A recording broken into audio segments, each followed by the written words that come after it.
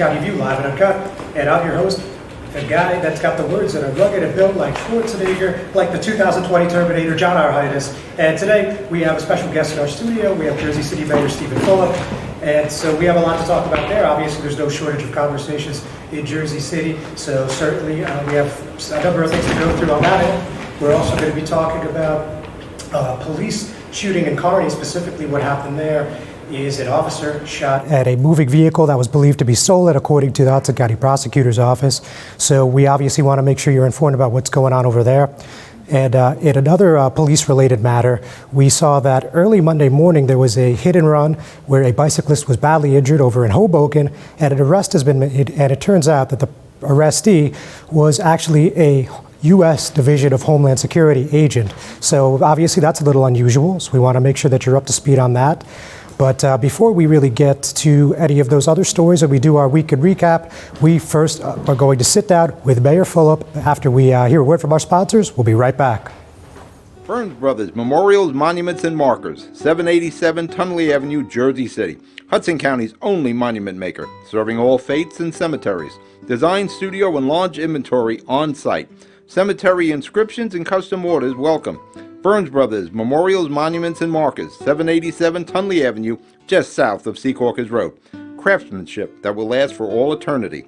Burns Brothers, Jersey City, Albert H. Hopper, North Arlington. Visit us on the net. It's 3408 Kennedy Boulevard in the Jersey City Heights, your one-stop store for residential and commercial floor treatments, carpeting, linoleum, tiles, laminates, hardwood floors, area rugs, remnants. All major brands, all in stock. Free estimates, same-day installation. Consumer Carpets, it's savings, selection, installation. Credit cards and debit cards accepted. Financing available. Consumer Carpets, price to fit your budget, installation to fit your schedule. On the net at consumercarpets.com. Consumer Carpets, Jersey City, 201-792-2712. Good Friend Self-Storage in North Bergen, New Jersey is a fully climate-controlled facility equipped with state-of-the-art security, packing supplies, a Refer Friend program, and multiple loading docks convenient for commercial use. Located just off of Route 3 at 4301 Tunley Avenue, Route 1 and 9. Call 201-867-2444 or visit us on the web today. Good Friend Self-Storage. Let us be your good friend. Hudson County View, live and uncut. John Arhitis, and as promised, here is Jersey City Mayor Stephen Fulop. Mayor, thank you for joining us at our new setup. And I think this is really opportune timing. You know, one thing that I think we've had some luck with is every time we sit down, there seems to be something big happening. Not that there's ever a shortage of events in Jersey City, but the one that really caught my attention, and not much surprises me these days, but when I saw Councilman Youssef Saleh, the Ward D representative, of course, posting that this recent spat of gun violence was an ongoing war between rival gangs in Jersey City Heights and Hoboken. You know, I don't think a lot of people saw that coming. I mean, frankly, I certainly didn't. So he said that the JCPD is working in conjunction with the Hoboken Police Department. True. Could you tell us anything more, provide any further color? Like, is there a task force? Is there a gang unit? I mean, what exactly are they doing about this issue? Well, so the shooting incidents are related. We believe that it's related to some people that were living in Hoboken housing projects, and that some of them moved to the Jersey City Heights. And there was a back and forth similar to what you see in other parts of the city or other cities across the country when people resort to gun violence. We do believe that we have one of the individuals in custody, and the JCPD is actively working on it. I think we have a lot of good information, and you know, violence and gun violence is unacceptable in any part of the city. Our goal is to drive it down to zero, and it's always concerning when it happens, but I do feel that we have a good lead on kind of where this is going and how to get ahead of it. Now, one that happened around between 8 and 9 o'clock last night, there was actually another shots fired incident in Ward Ave. So do you have any information on that? Nothing I could share right now. Okay. Well, look, so obviously that's not a particular... But I'll get back to you on that later today. So I appreciate it. Yeah. But look, it's never a great day when there's multiple shootings in the city. So just anything else you could broadly tell us, you know, again, whether it be a task force, anything specifically, or any unit, I should say, assigned to violent crime, anything like that, you know, when they're dealing with these kind of violent incidents? You know, we have our ceasefire unit, we have active investigations and good intel, we have our street crimes unit, and what we see is that these sort of situations are generally speaking homegrown sort of situations where people have disputes from one block to another, often not even knowing why there's a historical dispute. They talk about it on Facebook, they talk it on social media, we track it through that process often. And our closeout rate with regards to arrests is higher than most cities across the country. So I think the JCPD is doing a great job on this. And again, it goes through cycles where you see quietness for long periods of time, and then you'll see a spike where it's back and forth related to two rival gangs, so to speak. I mean, we're reluctant to call it that because it's more like kind of these people that grew up on certain corners having disputes or beef with somebody who grew up on a different corner. So that's kind of where we are on that. We're working through it. And generally speaking, I feel like the ceasefire unit does a good job in closing those out. All right, so obviously, you know, we saw during the budget season where there was a strong call from some groups to defund the police. Yeah. Obviously, you and I spoke about that at length. And I imagine that your stance hasn't changed, right? No plans to defund the JCPD? No, but look, I'm reluctant to use shootings that happened yesterday or tomorrow as just an example to tie into the defund the police situation. I mean, the defund the police conversation is obviously related to a call to divert dollars towards social services. I don't think that it needs to be diverted from the police department. You know, we have a complicated city, and I think that the police department is doing a great job. I think we could continue to invest in social services as we've been doing over the last couple of years without taking it away from law enforcement and public safety. So be that as it may, you've been clear, you've been steadfast, Yep. but you know, every council meeting we hear, you know, anywhere from a couple dozen to a couple hundred people. And at the last one, they talked about two things: bringing the Quality of Life Coalition Task Force under Jake Hudnut, under public safety, which obviously happened, as well as the de-escalation contract with Jack Cambria, of course, a retired lieutenant who's done, I think, thousands of hostage negotiations during his time with the NYPD. So why did you think those were both beneficial for the whole city, despite, you know, this whole outcry? Why do you think This was a beneficial initiatives or matters to put on the city council agenda? Let me start with the Jake Hudnut function. And Jake has done an amazing job on the Quality of Life Task Force. Putting that under public safety and having more access to information to respond with calls, not using direct police and law enforcement, is consistent with the direction of the conversation nationally. And I think that that is the right move long term. With regards to the de-escalation training, we hire the best that do this. And Jack Cambria has had a long career in the NYPD dealing with negotiation for some period of time. We've had dozens upon dozens of police officers from the JCPD go through his training already, and the feedback has been terrific, where they say that it's very, very helpful. And we want to continue to provide the resources that are necessary for our police department to do an effective job. I would also highlight that lots of the things that we propose, like for example, I know the conversation around Tomahawk, and you know, some of the same critics came out and spoke, we don't want Tomahawk doing de-escalation training. The minute we didn't do it and secure them, Bergen County secured them for the entire county there, and it's been highly recognized by CBS and NBC on spotting them on some of their nightly news with regards to being effective de-escalation training. And it's unfortunate that sometimes that the most vocal people take over a conversation unfairly, and it's sometimes counterproductive to the broader public on that sort of front. So let me stop you real quick. We're going to just get a word from our sponsor, then we'll be right back. Don't go anywhere. All right. The Jersey City Medical Center. You know it for its award-winning life-saving ambulance service. It's also your health hub, with health and wellness locations staffed with certified professionals all through Hudson County. The Jersey City Medical Center, here to help you with your healthy, here when you need us the most. The Jersey City Medical Center. Visit us on the net to learn more. Jersey City Medical Center, Robert Wood Johnson, Barnabas Health Facility. Let's be healthy together.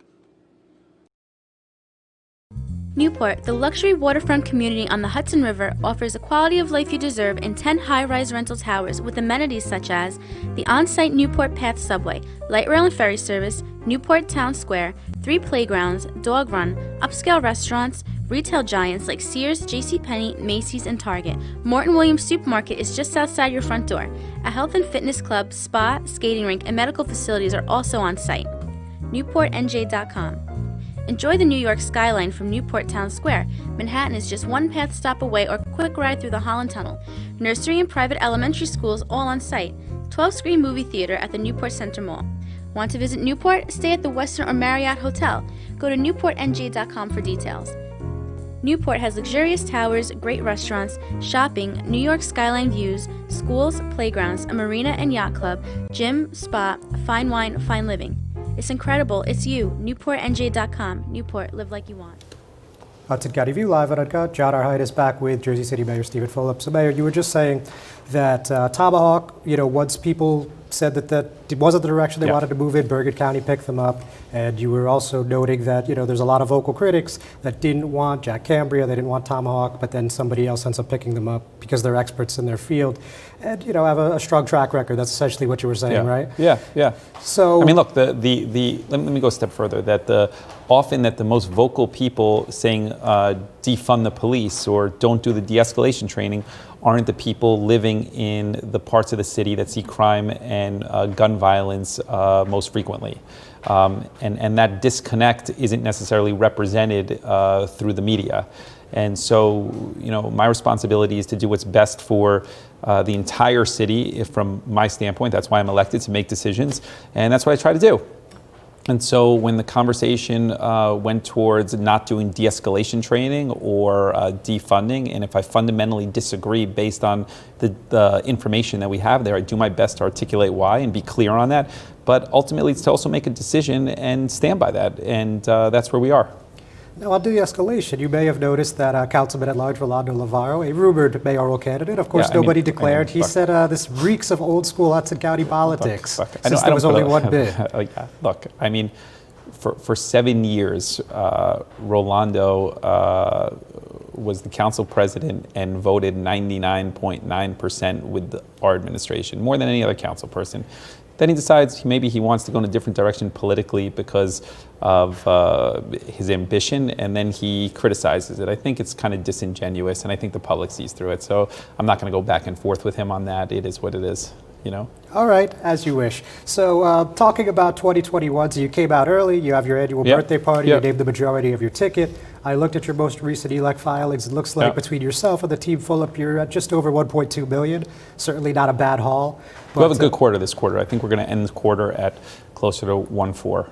Okay, and you have an event tonight, then you have another event on Tuesday, so certainly you're looking ahead to next year. Now, you may know a couple weeks ago, Councilman Solomon was on. He told me he's not running. Councilman Lavarro hasn't declared. 1 week ago, there was a Jersey Journal story that said Robin Endez Jr. was considering a run, but again, there's no declared candidates. But when you saw that story, what was your reaction?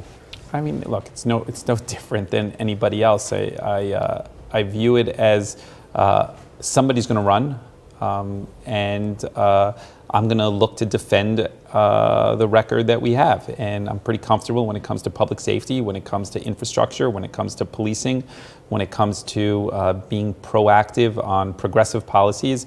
I think our record will stand up to anybody in the state of New Jersey and any city our size or larger in the country.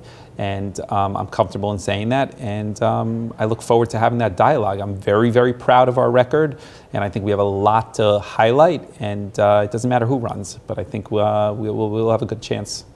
So with that said, I mean, a lot of people that enjoy this kind of stuff are saying that 2021's a foregone conclusion. You'll win your third term, and then they're already looking to 2022. You saw there was a published blog post a couple weeks ago. I didn't know that, but go ahead. All right. All right. There was a published blog post. Take my word for it, based out of Hoboken, and they're claiming that it's a foregone conclusion. If things go well next year, you'll be running for Congress in 2022, the 8th congressional district. What's going on with that?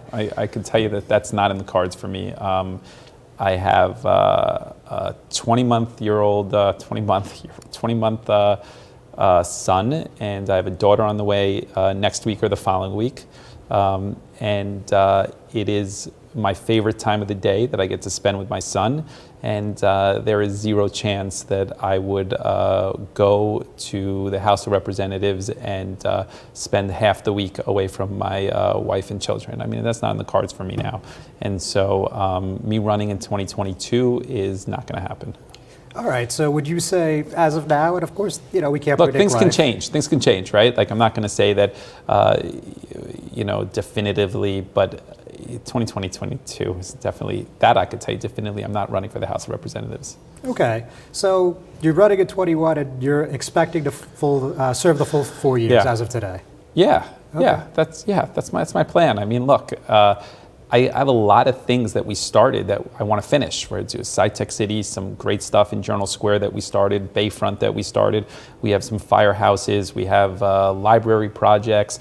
We have some affordable housing projects. A lot of things that are, big picture projects and complicated projects that I've been working on for years that I want to see through to completion, that they're transformative projects. And I think most cities would hope to have 1 or 2 transformative projects. We have like 5 or 6 here that we've started, and I want to see those things through. So it's not like I'm looking to leave tomorrow. I want to see these things through, and that's really why I'm asking for another term next year. So every time that there's a new election, everyone seems to say Mayor Fulop's going to run for Congress, Senate, Governor, but you say it's all reckless very flattering. speculation. Yeah, it's a lot of speculation, and it's flattering. But I really do love this job, and I really do feel like we're making a difference, and I do feel like we're changing the city for the better. I think our election in 2017 spoke to that. It's nice to have an affirmation from the public on that front, and I'm going to ask in 2021 for the ability to finish what we started and complete the job. We restructured the budget, we restructured the police department, restructured a lot of departments, and I feel like the city's going in a good direction, and I think most people would acknowledge that. Very good. One more commercial break. We'll be right back. All right. Pen & Pencil Properties, Jersey City. Shaping the workplace with state-of-the-art office spaces that address your company desires. Building residences that define your home environment, adjacent to all modes of transportation with on-site parking available. The right address, the right lease. Call 201-521-9000 or visit online at penandpencilproperties.com. Pen & Pencil Properties, building Jersey City for everyone. Rama Jewelers, located in the Lyndhurst Shopping Center at 413 Valley Brook Avenue, Lyndhurst. Come for all your jeweler needs at Rama Jewelers, where you will find a fine selection of necklaces, earrings, rings, and bracelets. Choose from one of our complete sets, our many signature items, or find the perfect engagement ring. Come on down. That's Rama Jewelers at 413 Valley Brook Ave, Lyndhurst. Call 201-939-5784 or visit us online today. Hudson County View, live and uncut. John Arhitis, and we're back with Mayor Stephen Fulop. Thank you for giving us a little extra time, Mayor. Yeah, of course. Thanks for having me. Of course. So now, obviously, there's a lot of talk about public safety, but I was actually speaking to Patrick Ambrosi, you obviously well aware, is running for Ward D Council. Yeah. And he said one of his things that he's talking about, and we've talked about this before too, of course, but inclusionary zoning. He said the administration typically likes to approve 100 to 150 AMI, and he says it should really be, in his opinion, and if he's elected to the council, he would push to 30 to 50% AMI. So what do you think about those comments? I think I would need to understand a little bit more about what percentage of the project would be 30 to 50 versus workforce housing. I think there's gaps in the city, certainly on the low income side, but also on the workforce housing side. And I think you need to have a plan that includes for all of that. So I know the council president is working on that. I do suspect that something will be introduced in the very near term. And per her feedback, she wants to also include more units for lower income people. So I suspect that it's going to be something more consistent with what Patrick recommended. Okay, that's an interesting tidbit right there. Now, not to bring it back, but I just realized we haven't talked about the Civilian Complaint Review Board yet. And, the activists' complaint on that was that they felt like with Councilwoman Ridley's ordinance, the mayor was too heavily involved and he shouldn't really have much of a hand in the CCRB at all. So what's your take on their criticism on this one? I mean, look, do I think that I should be involved or not involved? Obviously, I always prefer to have some input on it. I think that that's reasonable. But if the council was to decide that the mayor shouldn't have a role in it, I respect that as well. I do think that Councilwoman Ridley has been working closely with Angela McKnight, Assemblywoman McKnight, and the mayor of Newark with regards to best practices. And I do think that the structure that she's proposing with regards to council people having input on that is something that has worked for other boards within the city very, very well, and is probably the right model for a CCRB that is going to be effective. All right, so let's go back to Ward D for a second. Obviously, Yeah. we live there. Certainly, everyone is Yeah. aware. You were vocal in seeing Councilman Saleh appointed, obviously before he was Yeah. the councilman. And, you've endorsed him for this November 3rd special election. You see it a lot of Team Fulop sides and such. Yeah. But there really is no team. I mean, he's the only one on the ballot this time, right? Yes, yeah, that's correct. Yeah. But with that, why did you feel like in these few months he has shown that he has the the decorum, the skills, and whatever else to do the job effectively? Well, look, I think that Youssef is a special talent when it comes to public service. He has been involved in government for some time. I would probably argue that longer than anybody else, to be honest with you, that's running for the seat. And you have some people that have been involved for a long time. He worked for the law department for some time, so I know he understands the law and municipal government structurally. And I think he's very bright, so he could understand arguments and dissect them in a meaningful way. And I think he has some projects that he's very passionate about and that he's pushing hard to move forward. And those are all things that are attributes that were consistent with the former councilman. And I think that Youssef is best equipped to be able to move some of those initiatives forward. I know that people always like to throw around independent or somebody not in line with the mayor or this person. Right. A lot of people, the critics, have said that he hasn't voted no a single time. Well, that's not true, actually. That's not true. But put that aside. Yeah. The responsibility of a council person is to work in conjunction with an administration together as an effective checks and balances to move an agenda forward. If somebody is just saying no for the sake of saying no to score political points, they've achieved nothing for their constituents. Nothing. And so you have some people on the council that will take that position for political reasons, just consistently say no, no, no, no. And if you take a step back, you say, what have you accomplished? Nothing. So you want somebody that is able to work with an administration, but at the same time is able to analyze a project, analyze a conversation, dissect it, and move it maybe in a different direction as needed, but in a way that works together with everybody. And Youssef has those skills. I don't think anybody else has those skills that's running up there. So I'm excited for him. I hope he's reelected. I hope people consider supporting him. And I think that Youssef will be around for a long time, working on behalf in some capacity of the people of Jersey City. All right, very good, Mayor. And we'll close on this. So on that point, like I said, in February you unveiled the majority of your ticket. I was just wondering if you were going to roll out any other endorsements. There was one, of council candidates. I mean, there was one report that Amy DeGees, the HCDO chair, might be on the team. Well, I mean, Amy and I haven't had that conversation yet, but I think Amy's great. She and I have a very, very good relationship. She's terrific. And look, I think there's a lot of time still to kind of figure out what the council slate will look like. We want the council slate to reflect Jersey City, of course, and there's a lot of moving parts in order to make sure that you have the diversity on the ticket that represents a very diverse city. And so once the Ward D election is finished, we're going to take a step back and then kind of think a little bit more about how we're going to approach 2021 to make sure that we put the best slate possible to really galvanize and excite the public so we could finish what we started. Very good. Thank you so much, Mayor. Thank you. It was a pleasure. Thanks. Ladies and gentlemen, thanks for watching. We're going to take one more break, and we'll see you in a few. Most women who give birth recover without problems, but any woman can have complications after the birth of a baby. Learn the post-birth warning signs, such as fever, headache, chest pain, shortness of breath, increased bleeding, or thoughts of hurting yourself or someone else. Knowing these can save your life or the life of someone that you love. Trust your instincts. If you feel something is wrong, call and get evaluated by your healthcare provider. If your symptoms get worse or you do not hear back from your physician, call 911 or go to the nearest emergency room. RWJ Barnabas Health. Let's be healthy together. Hudson County View, live and uncut, John Arhitis.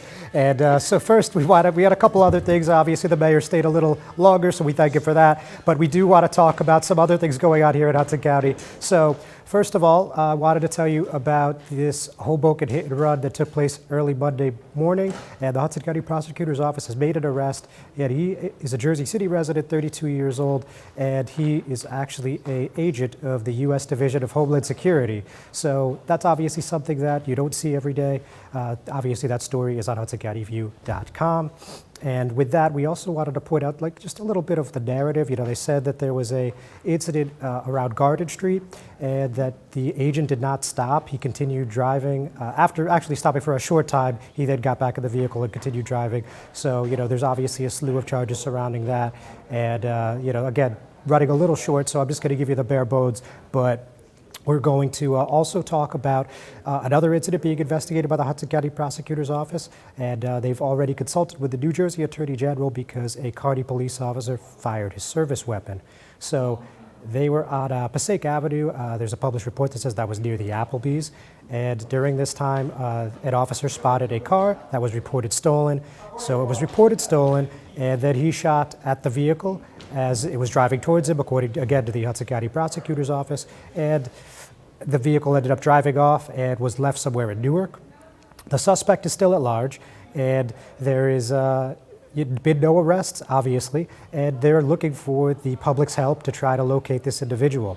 Of course, this is, again, a police-involved shooting, as it is commonly referred to among law enforcement, and this is going to be something that is going to have an independent investigation by the HCPO in conjunction with the Attorney General's office if necessary. So on top of that, I think we really hit all the points we wanted here with the mayor. I mean, obviously we talked about this recent spat of gang violence in the Heights. We had a long discussion about what's going on with the Ward D special election. And, you know, if you haven't seen it, we had a chance to talk to candidate Patrick Ambrosi just the other day at a fundraiser at the Cliff. So we would hope you have time to check that out if you haven't already. Yesterday was an extremely busy day, you know, 8 stories up there. And, you know, there was actually been a lot more crime this week than our typical political and governmental news. But nevertheless, I think there's a lot of interesting content as we have each and every week, if I could humbly say so. So with that, I think we're going to call it a week. We appreciate you all for tuning in. Thanks so much, and we'll see you soon.